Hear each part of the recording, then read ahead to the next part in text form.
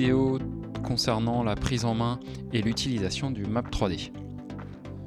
Aujourd'hui, on va voir ensemble le positionnement des micros ainsi que tout ce qui est mesure, l'utilisation du SIM virtuel. Le SIM, si jamais j'en reparle, c'est un appareil qui sert à faire de la mesure qui est de chez Meyer. Aujourd'hui, on en est au SIM 3. J'ai installé préalablement un micro. On peut voir ici en bas ma liste de microphones. Donc si je clique dessus, je vois où il est installé. Pour pouvoir en installer un, comme je vous ai déjà expliqué, si j'ai envie de l'installer par exemple pile au centre, si jamais j'ai centré mon plan de prédiction, je viens me mettre en vue de côté, droite ou gauche, et je peux venir le mettre où je le souhaite. Par exemple, si je veux mettre mon microphone ici, là où se trouve la souris, je fais un clic droit, insère microphone. Voici comment ça se passe. Donc je viens le noter, par exemple, on va l'appeler gradin, et je peux venir chercher dans quel layer je viens le mettre, comme l'on a vu ensemble précédemment. Je peux toujours éditer les points, si par exemple je ne voulais pas qu'il soit au centre mais un petit peu décalé, alors je viendrai mettre dans l'axe Y, comme vous pouvez le voir, la valeur dont je veux le décaler. Je fais insert, et mon micro apparaît ici. On peut le voir aussi dans la liste. Si je zoome dessus, alors je vais zoomer sur l'autre. Ici, je le vois apparaître. Voilà. Ici, donc j'ai mes deux microphones. Je peux en mettre d'autres, bien évidemment. Petit tips qui peut être utilisé pour installer des microphones ou qui pourrait être utilisé dans d'autres situations. Par exemple, si j'ai envie de faire une ligne d'enceinte, vous allez voir ce dont je veux parler. Par exemple, si je mets un micro ici à l'avant, donc je vais faire un insert microphone que je vais laisser en tant qu'appellation micro 4. Ce n'est pas très grave, même si, comme je vous l'ai déjà conseillé, nommer tout ce que vous insérez, c'est bien plus facile après pour s'y retrouver. Et ici, vous avez un outil qui s'appelle Array. Si je clique cela, étant donné que j'ai sélectionné le microphone, je peux dire dans l'axe X, m'aimant par exemple 5, séparé de tous les mètres, de 1 mètre. Et si je fais OK, alors il va me mettre un microphone tous les mètres. On peut voir ici, donc on est parti du micro 4, ça va 5, 6, 7, 8. Donc c'est une solution si jamais je veux mettre par exemple une ligne de micro pour aller voir comment se comporte par exemple sur toute ma ligne mon line array en termes de couverture. Là je l'ai mis tous les mètres, ça pourrait être tous les 5 mètres bien sûr. Vous pouvez faire absolument ce que vous voulez. Vous pouvez utiliser cet outil aussi par exemple pour faire une ligne de sub. C'est un exemple, hein, une ligne de sub, si je veux un sub tous les mètres, etc., etc. Ça peut être plus simple, ça peut être un outil sympa. Retournons dans notre micro gradin, puisque je l'ai inséré tout à l'heure. Tant que j'ai pas de micro d'installer, forcément je ne peux rien mesurer. Donc maintenant je vais mesurer. Normalement vous allez arriver directement sur cette page là. Je vais décocher ce petit œil, on va le décrire plus loin. Sur cette page, je peux voir ici ma courbe d'amplitude. celle qui est mesurée par le micro, si je dois résumer. Sur cette page, je vais voir ma courbe d'amplitude et en vert, ça va être ma correction. On va voir dans une prochaine vidéo en quoi cela va agir et quelle sera la différence entre la courbe d'amplitude qui se trouve ici, qui s'appelle processeur amplitude, room, excusez-moi, et celle qui est là, qui s'appelle résulte amplitude. Par exemple, là, on peut voir que celle-ci, c'est mon output numéro 15 de mon processeur, mais je détaillerai ça tout à l'heure. Ici, j'ai ma courbe de phase. Ici, j'ai mon impulse. Bien entendu, j'ai un bouton ici d'autoset délai qui me permet de remettre mon impulse droite et donc je retrouve une courbe de phase cohérente.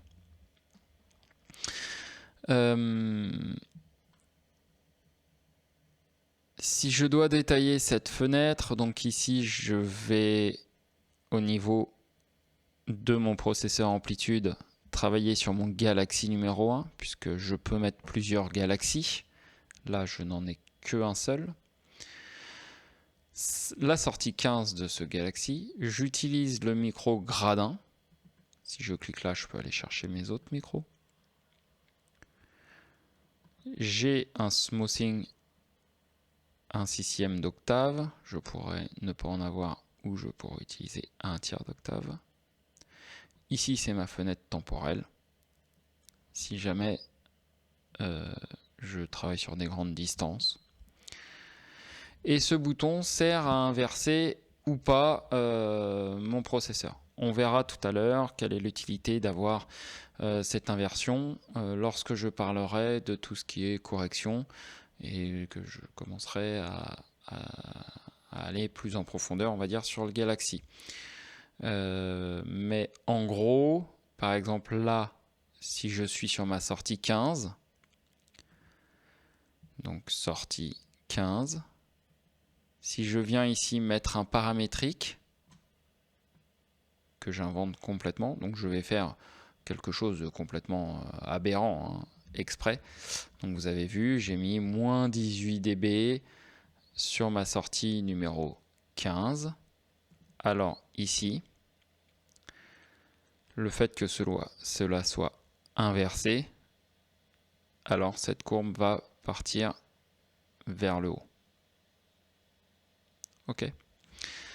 Bien entendu, étant donné que ni mon liner ni le sub qu'il y a d'insérer ici n'est sur la sortie 15, alors forcément il n'y a aucune résultante sur ma courbe, forcément. Je viens remettre 0 ici pour qu'on s'y retrouve un peu mieux. Donc, je repars sur quelque chose de neutre. Ici, j'ai mon pic impulse par rapport aux propagations de délai que j'ai mis.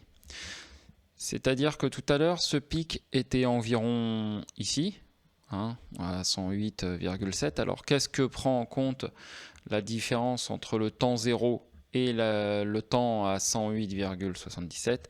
Bien entendu, ça va être du temps depuis le générateur, donc là par exemple j'ai un générateur de bruit rose, jusqu'à son entrée à ce générateur de microphone. C'est-à-dire que si jamais j'ai par exemple mon processeur qui va me prendre un petit peu de temps de latence, forcément, si l'ampli qui est numérique me prend un petit peu de temps de latence, bien entendu ce qui prendra 98 ou 99% du temps de ce temps-là des 108,7, c'est le temps de propagation dans l'air entre donc l'enceinte et le microphone. Ça sera la majorité de ce temps-là. Plus si jamais j'ai mon microphone que j'utilise en HF, donc le temps de traitement de cette HF, et forcément entre le HF et l'entrée de l'analyseur, normalement c'est rien puisqu'il est câblé en direct. Donc voici à quoi correspond cette valeur-là une fois que j'ai fait auto. Bien sûr, entre celle-ci et celle-ci, il n'y a pas de différence, étant donné que j'ai qu'une seule enceinte, et donc que j'ai fait un auto-set délai pour pouvoir le mettre tout ça.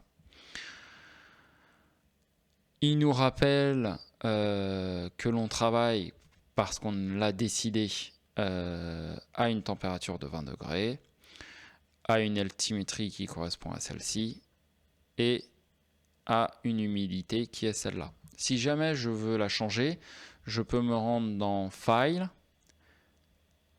dans Project Setting et dans Environnement. Donc on peut voir qu'on est à 20 degrés, 50% d'humidité et une altimétrie basse.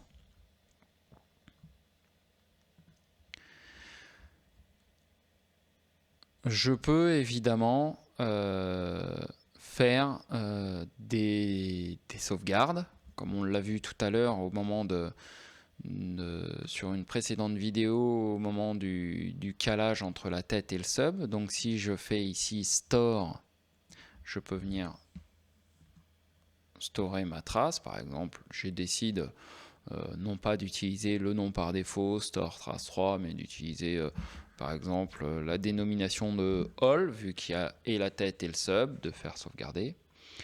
Je peux venir la chercher à n'importe quelle de la couleur, n'importe quelle rangée. On peut aller jusqu'à 2 rangées. On peut faire vraiment un très grand nombre de traces, un très très grand nombre de sauvegardes quelque part, et pouvoir l'amener dans n'importe quelle couleur. Je ne peux pas éditer la couleur, malheureusement. Je sais que pour certains, ça serait plus pratique de pouvoir choisir les couleurs, notamment entre le rouge et le bordeaux, où la différence est quand même assez faible. Je vais enlever le bleu pour bien qu'on se rende compte. Mais dans ces cas-là, essayer d'utiliser d'autres couleurs, comme par exemple celle-ci ou celle-là. Ça c'est pour donc la première partie, qui est donc la partie qui permet d'avoir des visualisations, de pouvoir faire des courbes, de pouvoir faire des calages. Et donc la seconde partie qui est la partie de Headroom. Cette partie de Headroom, de la même façon, commençons par le bas, on peut venir faire des sauvegardes. De façon à avoir le Headroom, on peut avoir donc des mesures en A, en C, en Z, en linéaire SPL et en max SPL, de façon à pouvoir bien voir les capacités de Headroom. On peut voir ici un tableau que on va appeler le tableau des delta dB. Lorsque je vous dis qu'il est pratique d'appeler convenablement vos enceintes et vos sorties de processeur, ce tableau permet 2 choses. La première chose, la plus simple et évidente, c'est que vous pouvez voir rapidement si vos enceintes sont pluguées sur la bonne sortie de Galaxy. Très rapidement. Là par exemple, je n'ai pas appelé mon sub, je l'ai laissé appeler Grand Stacked Loudspeaker System. Je sais que c'est mes subs, mais si je commençais à avoir plus d'enceintes, ça pourrait commencer à devenir compliqué. C'est pour ça que je vous ai conseillé de convenablement appeler vos enceintes de façon à pouvoir retrouver. Il ne me l'a pas pris en compte. Ah oui, puisque c'est... bah non, il aurait dû me le prendre en compte. Je vais aller voir ici, 900 LFC, entrée. Voilà, là il l'a bien pris en compte. Voilà. Comme ça permet vraiment de voir, ah mes 900 sont bien mis sur ma sortie de 900. Lorsque vous commencez à avoir plusieurs dizaines, voire centaines d'enceintes, ça peut être vraiment pratique, notamment en cas de soucis de résultats de mesures incohérentes. La première chose que l'on va faire, c'est de vérifier si chaque enceinte est pluguée sur la bonne sortie. Bien entendu, la façon la plus simple, mais qui est un peu plus longue que de regarder dans un premier temps sur ce tableau un peu en forme de récapitulatif, c'est d'aller sélectionner cette enceinte et d'aller dans Object Setting. Et dans Object Setting, vérifier que l'incrémentation a été convenablement faite. Voilà. Donc si je viens ici, je peux voir ça. Ça va être une première utilité de ce tableau. Mais la vraie utilité de ce tableau, c'est pour les delta dB. Donc j'en ai déjà parlé dans une précédente vidéo. Qu'est-ce que le delta dB? Il faut savoir que toutes les mesures, que ce soit au niveau du processeur, de la FFT ou du headroom, sont faites avec un bruit rose envoyé à 0 dB. Vis-à-vis de quelle machine, parce que bon, quel est ce 0 dB, etc. C'est vraiment par rapport à une sortie de SIM. Lorsqu'on utilise le SIM, on peut voir vraiment concrètement à quel niveau est envoyé cela.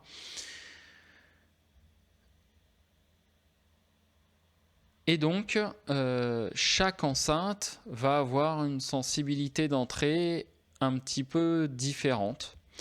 Et donc, ça permet de pouvoir visualiser et connaître le maximum que l'on peut avoir en entrée de chaque enceinte.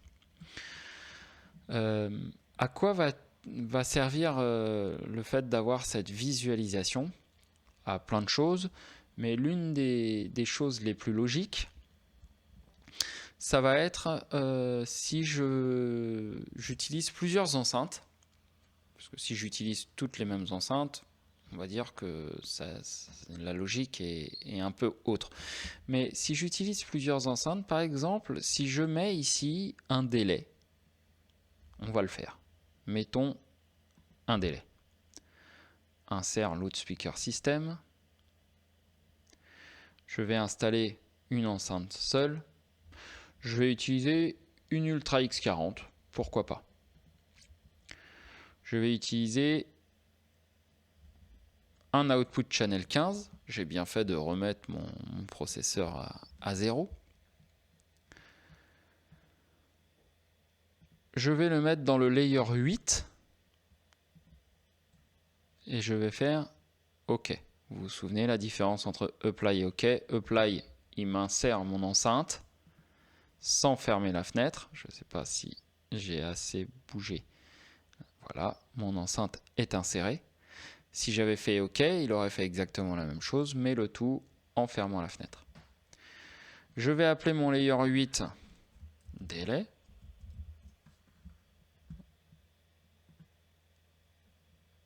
Et mon processeur numéro 15. Je détaillerai tout ça tout à l'heure. Par exemple, X40 ou délai, etc. On peut faire un peu comme on veut.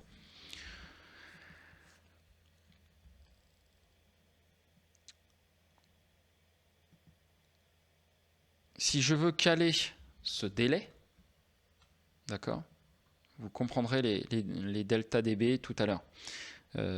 D'abord, attaquons ça de façon à pouvoir voir l'utilisation du delta dB.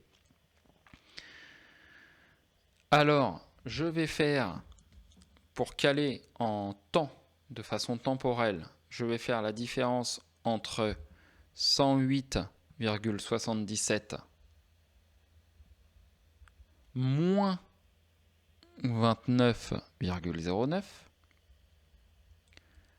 Il faut que vous sachiez que tous les jours, à Meyer, je fais la demande d'avoir la valeur de cela moins cela qui soit inscrit par ici. Donc cette valeur moins l'autre valeur, c'est égal à 79,68. Donc je mets 79,68. Entrée. Si je retourne, forcément, je suis pile poil comme il faut, n'est-ce pas? Puisque j'ai ajouté la temporalité. D'accord? Je répète donc ce que j'ai fait. En gros, grâce au micro qui est là,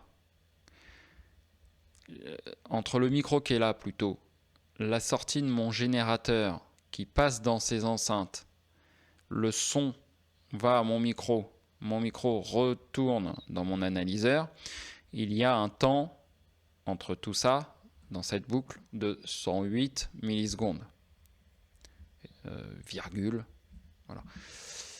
Cette enceinte étant plus proche, il faut que je la délaye, que je lui ajoute un temps de retard. Vous voyez, le son sort de là, il circule, il circule, il circule, il circule, il circule.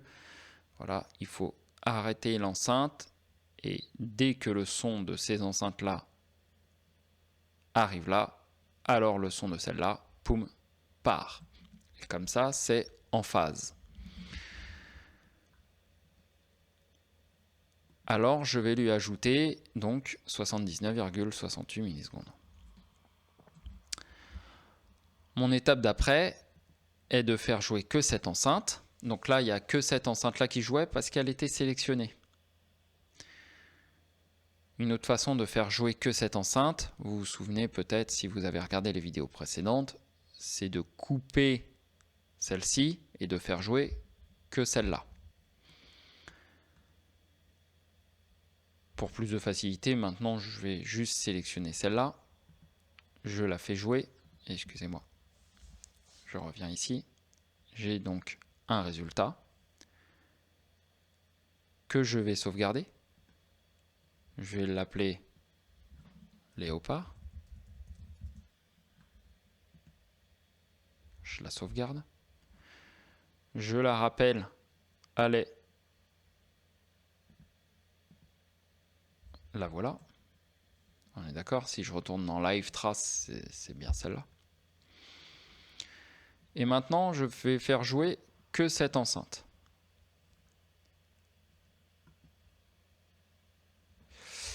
On peut voir que cette enceinte va rapporter exactement ce dont j'ai besoin. On est d'accord? Le but d'un délai, ça va être de rapporter une certaine définition, notamment dans le médium et dans l'aigu, que le système principal pourrait soit avoir du mal à donner parce que c'est sur, j'en sais rien, un côté, une alcôve, si jamais c'est dans une salle un peu complexe, si c'est sous un balcon, puisqu'on va avoir un effet de casquette avec une perte des aigus sous un balcon, donc je vais mettre un délai à cet endroit-là, donc il faut que je rapporte un peu de clarté pour utiliser des mots que l'on invente et qui sont imagés pour retrouver cela. Et donc on peut voir par exemple que ça fait son office. D'accord? Que là, on a exactement ce que l'on veut en termes de pression, etc. Si j'avais utilisé, mettons, à la place, une ultra ou une UP4 Slim. Allons carrément dans le maximum de l'adhésion. Donc l'UP4 Slim est une toute petite enceinte. Je retourne là. Bien sûr, il y a un petit temps de délai à ajouter puisque l'UP4 Slim n'a pas exactement le même temps de traitement qu'une X40. Donc il y a une différence entre les deux. Donc la différence entre les deux, elle est de 108,77 moins 108,49. Je pourrais faire cela de tête, mais entre le fait de vous parler et de penser à ce dont je vais vous parler, il est compliqué pour moi de faire ce calcul de tête. Donc ça donne 0,28. Il faut que j'ajoute ce 0,28 au temps qu'il y a là, plus 79,68. Donc ça me fait 0,96. 96.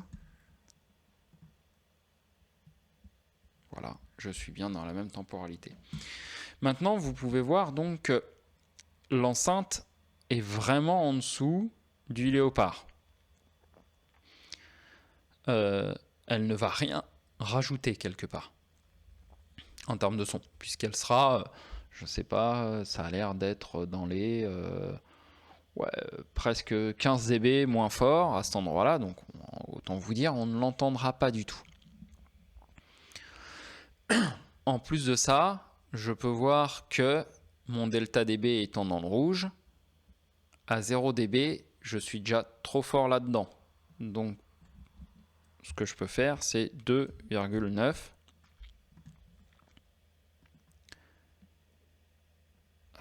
Forcément, je vous expliquerai quelle est mon erreur lorsqu'on verra le Galaxy. Normalement, chez Meyer, quand on met une valeur, les produits, le Galaxy le met forcément en négatif afin que ce soit protecteur.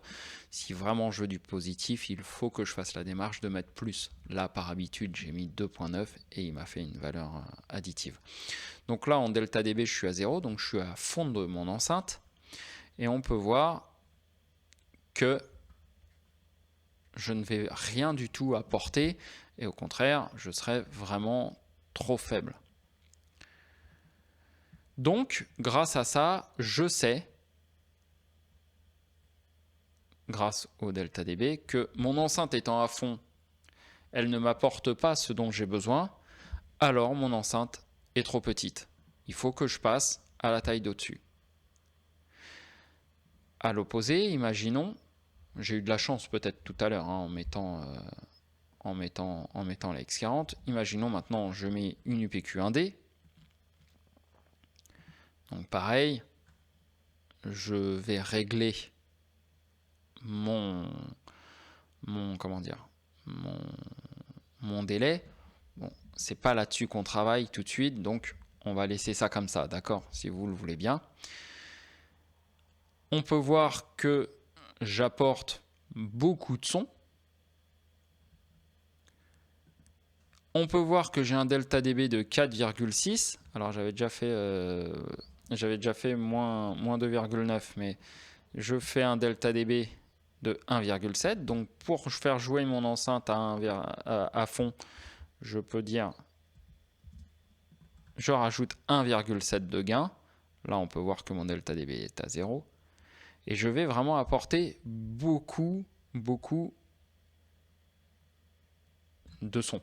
Je serai même obligé, si je veux vraiment avoir quelque chose de cohérent, baisser cela dans la vraie vie, une fois que j'installerai mon enceinte. Donc par exemple faire moins 6 dB, voyons ce que ça donne.